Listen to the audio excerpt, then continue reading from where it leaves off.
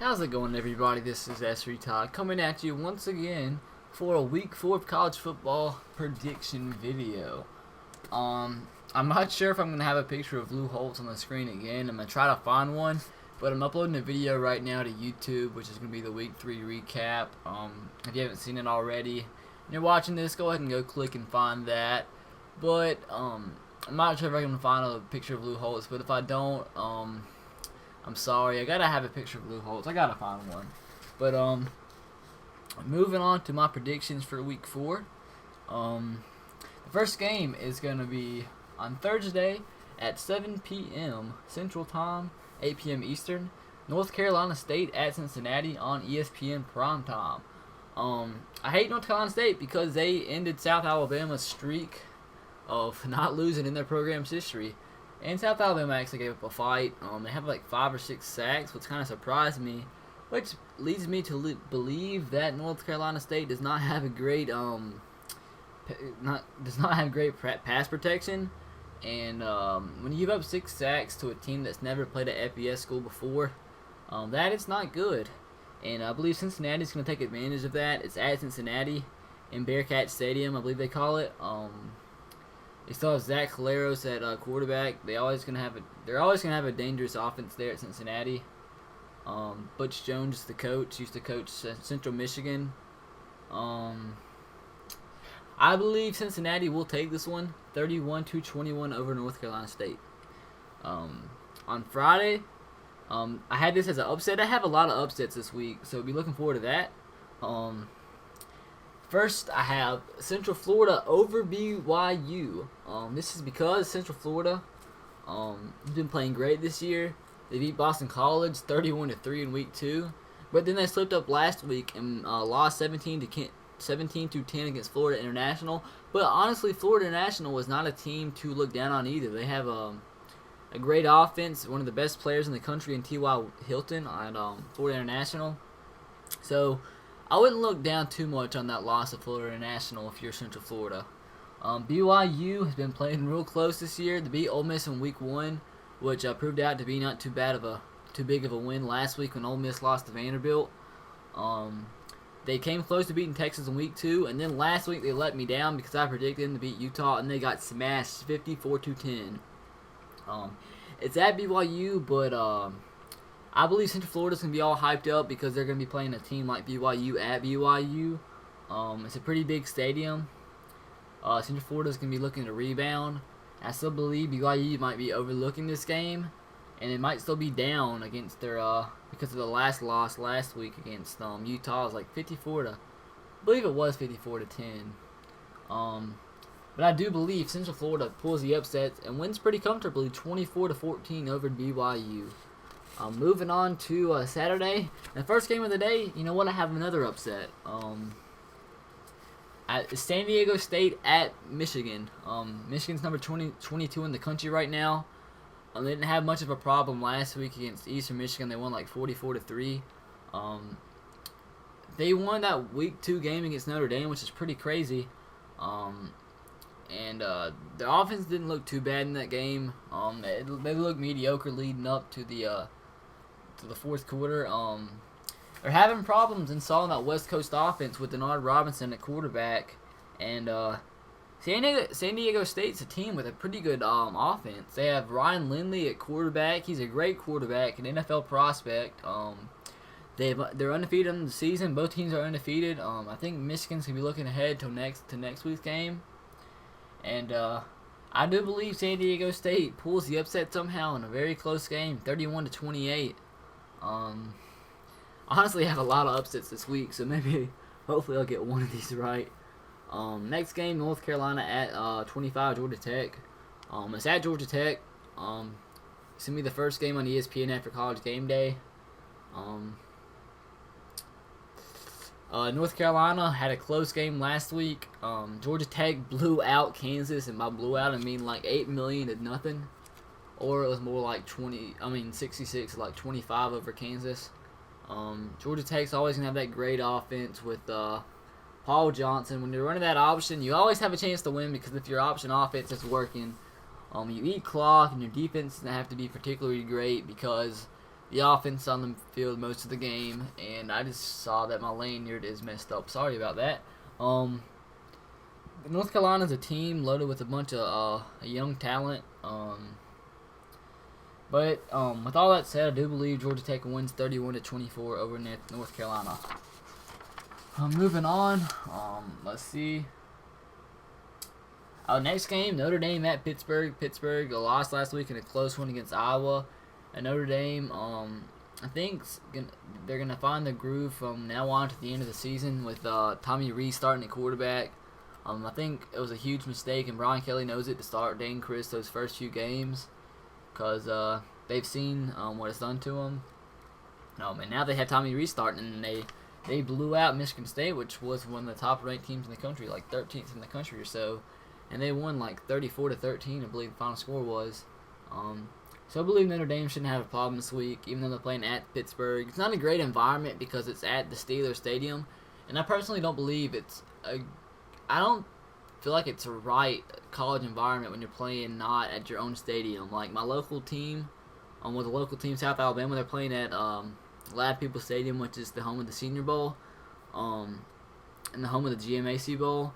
I believe, hopefully, they will in the future will make a personal stadium for the South Alabama Jaguars, and I just feel it's right and helps with the environment to have a actual home field.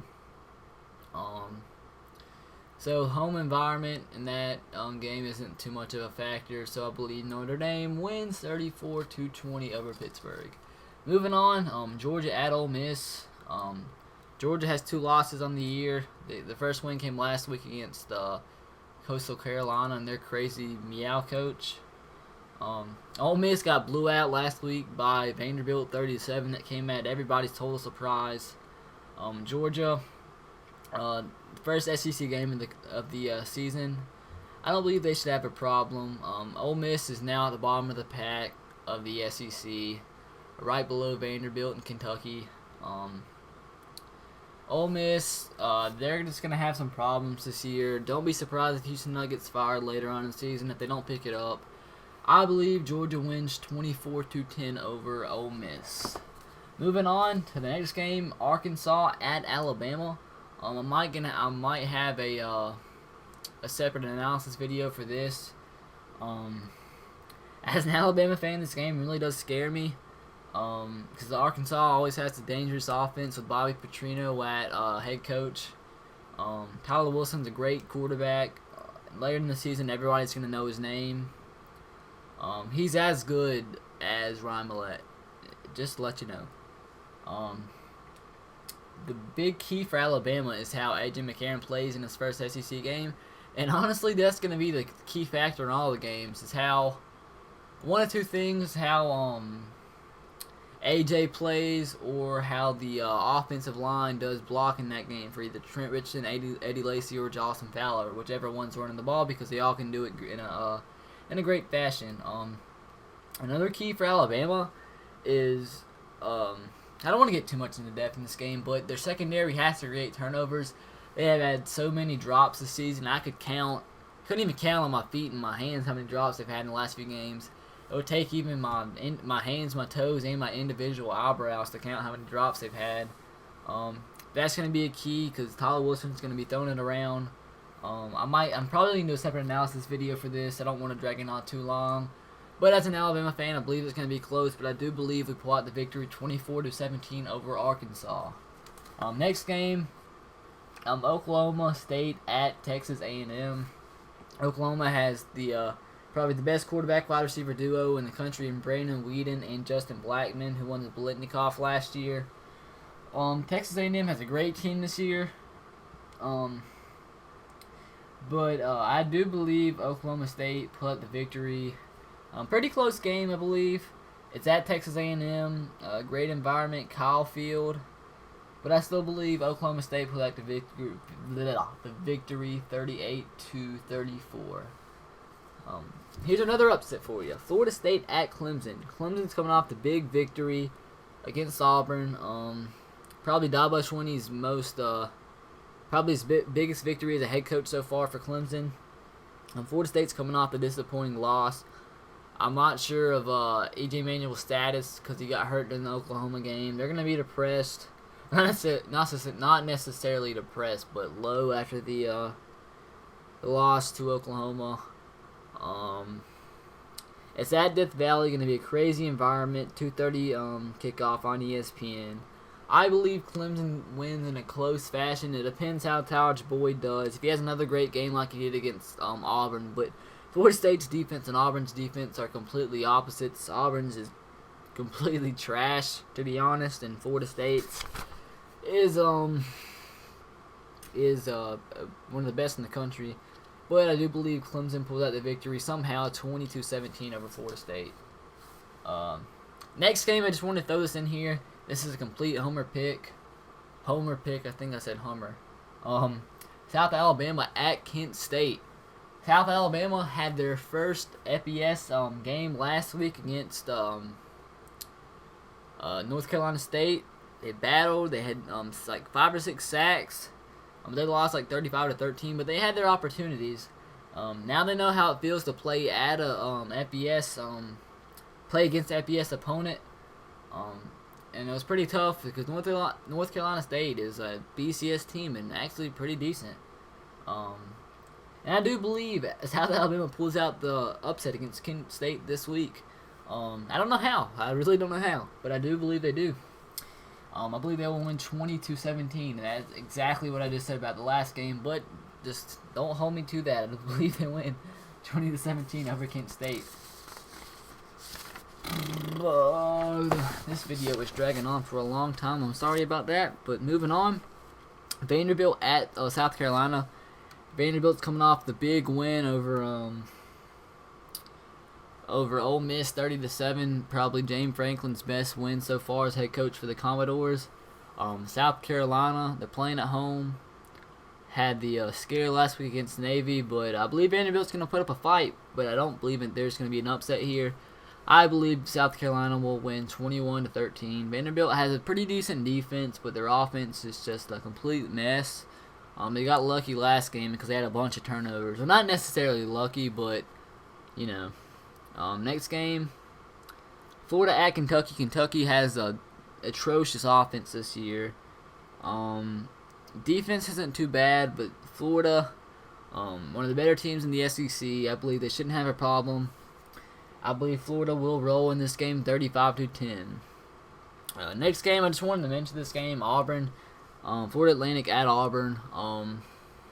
I just wanted to say this game because Florida Atlantic is complete garbage on the offensive side of the ball this year. I think the highest they've scored so far this year is like 3 points in a game. I'm not sure. I think the last game they might have scored more than that, but if I remember correctly, the most they put up so far is 3. So Auburn shouldn't really have a problem, but I still believe Florida Atlantic will pull some points because Auburn's defense is just terrible. But Auburn should not have a problem, and if they do, that is just sad. But I believe they pull out the victory 44-17 over Florida Atlantic. I'm going to try to hurry up. Got 4 more games here. Oklahoma, Missouri. Missouri's going to put up a fight this week. Oklahoma's coming off the big win against Florida State last week. Don't be surprised if Missouri makes this one close, but I believe Oklahoma wins 31-20. And here's another upset. I can't talk for long. I got like a minute. But LSU at West Virginia. West Virginia playing in Morgantown. LSU has a great defense, and it'll be tough for West Virginia to score. But I believe they do because they have a great offense with Geno Smith.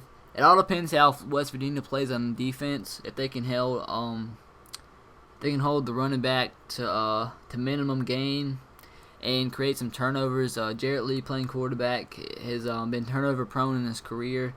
So make a few turnovers, and I believe West Virginia pulls the upset 20-14. I'm going to talk about these last 2 games really fast. Oregon at Arizona. Oregon shouldn't have a problem. I believe they'll win 35-17 in that game. And here's the last upset. USC at Arizona State. USC is ranked 23rd. They've been having problems in the last few weeks. Been coming close to upsets. Minnesota almost upset them. Syracuse almost upset them. I believe that upset comes this week. They're playing at Arizona State. I believe they lose 20-13. Arizona State will win that game. And guys, that is it. I will see you later. I might do an Arkansas and Alabama analysis separate video coming up in a few days. So I'll be looking forward to that. And roll Tide. See ya.